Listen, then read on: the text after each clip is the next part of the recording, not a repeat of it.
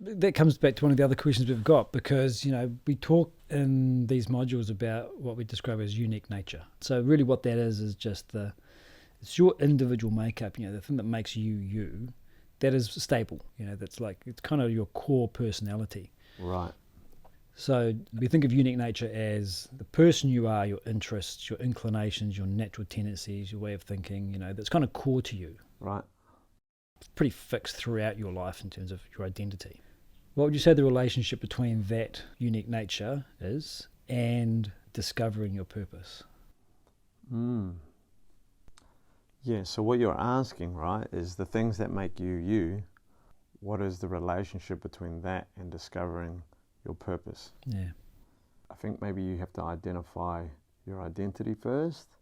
There might be some area to look at before you can start thinking of your purpose.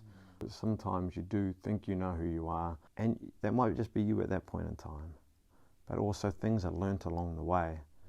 The things we keep repeating and doing, repeating over and over, become part of our identity as well. And so it's not outside the realm of possibility to think that, do you ever really know who you are?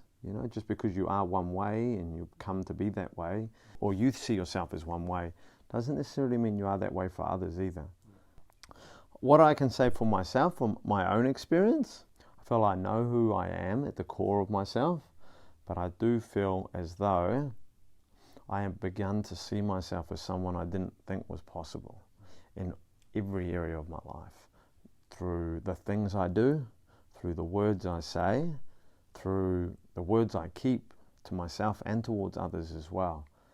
And I've become to see myself as a possibility, I suppose, that I always wanted to be, but I wasn't always that way. And so I feel that has to be part of my journey as well before I can get to my purpose. Maybe not to put the cart before the horse. Yeah. So my purpose is something I carry, but I'm the horse. I'm the person who has to pull that thing uphill.